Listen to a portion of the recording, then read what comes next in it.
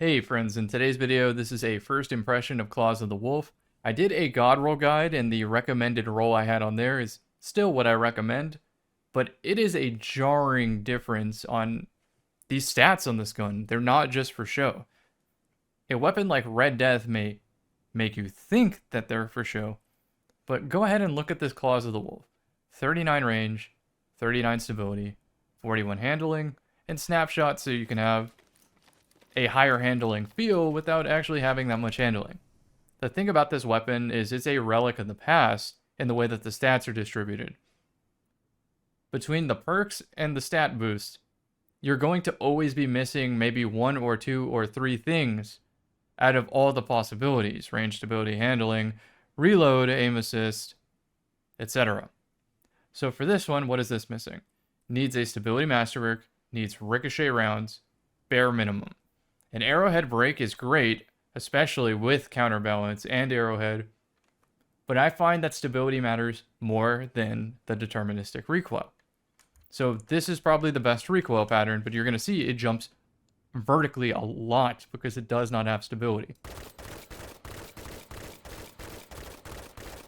So that's the recoil pattern, but this time I'm going to try to control it. And I'm a higher sense now, but that is a lot of control compared to something like, let's look at Elsie's rifle. Let's look at a different Claws of the Wolf.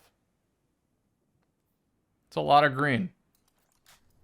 This, I'm not even lifting my mouse. In fact, I could flip this upside down. My hand is off the mouse pad. This is a faster time to kill and significantly more range. So then you might be saying, what's the point of this archetype? What's the point of Claws of the Wolf? I've done this video before. Facet of Solitude. It's to get the wall hacks. The vision. The vision. And I also like this frame better on controller, whereas I like high impacts better on mouse and keyboard. Elsie's rifle is one of the exceptions. Other than that, I would say No Time to Explain and Red Death run circles around Elsie's rifle, but sometimes you do need the exotic slot, and Elsie's is the next best thing. So now let's do a quick wall test comparison of the 3939 versus 4979. You see it jumps up. Now next. So much better, even though it goes up and to the right. So within the time to kill, I'm just barely adjusting for that, and I can laser people now. So stability is so much better. Yes, I could put another counterbalance stock, but I truly don't feel the need to. So I think my role would be any form of stability boost whatsoever right here. Ricochet rounds, stability masterwork, snapshot to offset the low handling, Zen moment, and then I would enhance both of them for an additional +5 stability, +5 stability. That would be my ideal Claws of the Wolf. If I don't have all of that lining up, I'm most likely not going to use this weapon. So to repeat, I use it on controllers specifically, and when I play Void. Why do I play Void on Prismatic even though we have triple Thunder Crash right here? The answer is because Facet of Purpose allows me to pick up an overshield whenever I make an Orb of Light, using Reaper, etc. And that comes up a lot for me, even against high-level players. Like, you never understand, like, the clutch factor of being able to just slide, shoot, dodge, Reaper Orb is made, I get all my health back, I get a little overshield, a clone's in front of me. And I've used Tether for so long at this point that I can rely on it very often, so... And I also run Blink, so Storm's Edge isn't even that scary. But I'm not saying the super is overpowered. It's really strong. They should probably look at all 3 of the new supers. That's a topic for a different day. We're focused on the Claws of the Wolf first impression. So, yeah, the first impression so far is Horror's Least. Run circles around this one. You can... gamble 3 engrams from Vanguard on this, and it's not enhanceable. You can use this with Bacchus. I'll show you another setup here in a second. And since it is before Season 22, the recoil is not deterministic, so you do want to go arrowhead. You can also throw a counterbalance on to make it exactly up and down. And then you either want Acarize with the stab masterwork or Steady with a range masterwork. And it's going to perform like a dream. It's going to be incredible. And I guess we compared that to Claws of the Wolf again. I'll show you what I did in the God Roll video. Enhance, enhance, arrowhead, fluted, corkscrew, doesn't matter which one, stability masterwork. That's my 5 out of 5. And if I get it, I'll keep it. I'll use it frequently. If I don't, it'll probably gather dust in my vault. Hope you enjoy the gameplay. See y'all in the next. I was like, dude, he responded quick out of that grapple.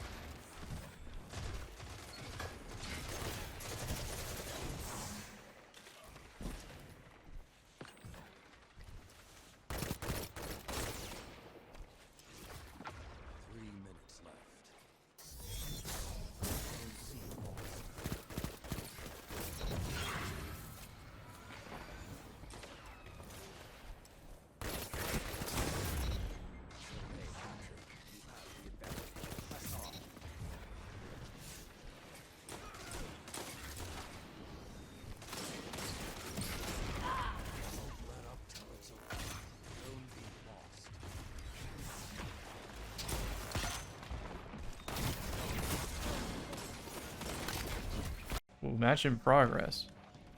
I don't think I have any unflinchings.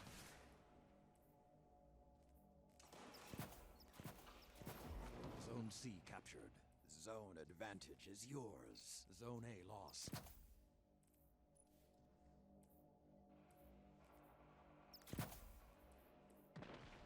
Alright, that looks good.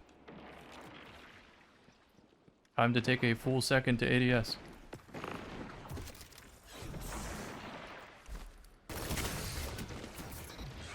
That is why we use this.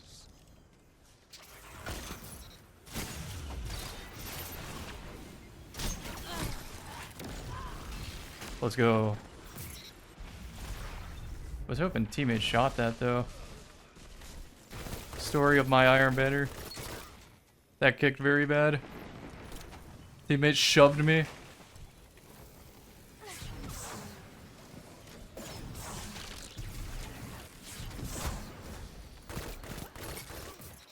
Let's go. Waste of a grapple, but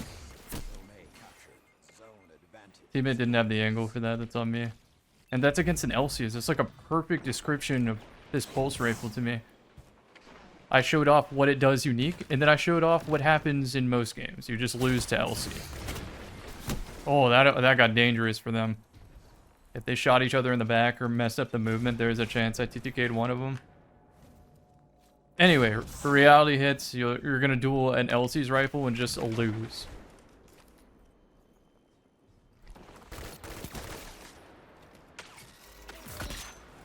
Oh, he would have got gunned by that.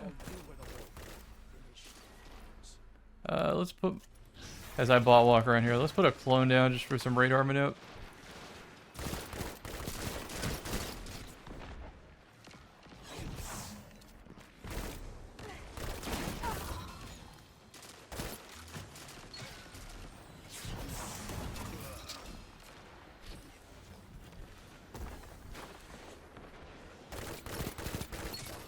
I'm still fighting the gun just ever so slightly due to the deterministic recoil.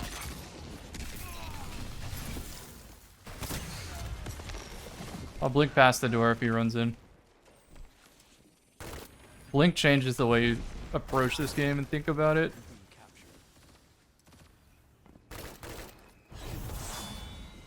I'll bite.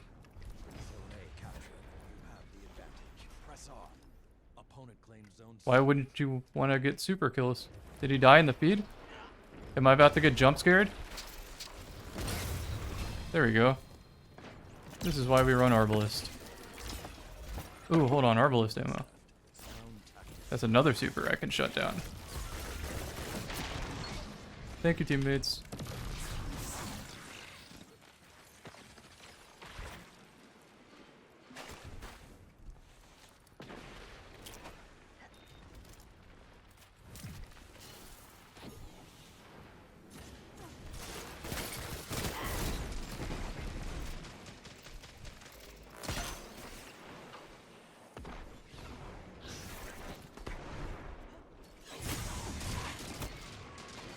Help. By the way, I didn't want to blink there, but the art team decided to make me jump the other direction. I wanted to jump forward.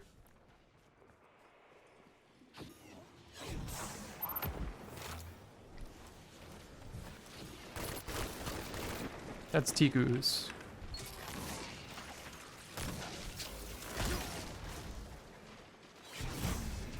Yeah, I'm turning it into an Arbalist, man.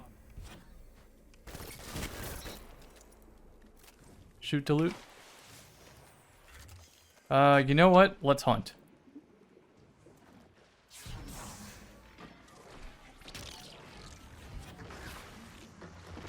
Where are we at?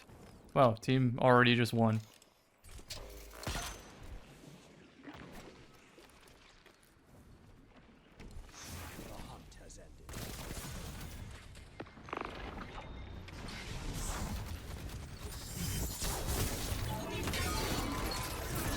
Not so fast.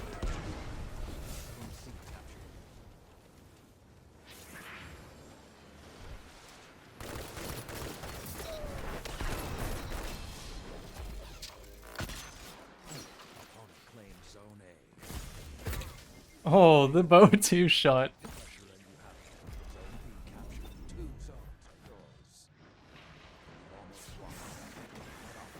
Oh, another contestant.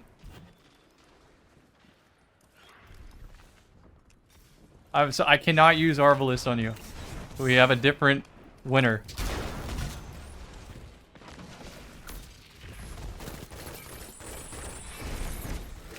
I'm shooting the angry swarm of bees off of him.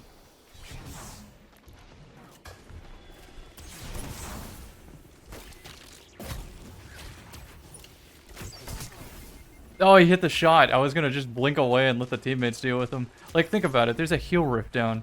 Or a heal turret. I'm not winning that. Better to just blink and waste his time. However, I will say from my experience, sometimes that is what makes you lose a competitive match, is playing your life too much. And then you get split spawned. And your teammates have to constantly fight 1v2s on repeat. So it's better to just die fast sometimes so you can have not an advantageous spawn, but just not the worst spawn possible. You're just mitigating disaster by dying quicker. So sometimes, like, curb the ego and just take the death a little bit faster sometimes. When you gain the experience to know when it's good and when it's bad. In that specific instance, I don't know. I wasn't locked in like that. I wasn't paying attention to the flow of the match, to the feed. I was trying to fight my gun to get a time to kill.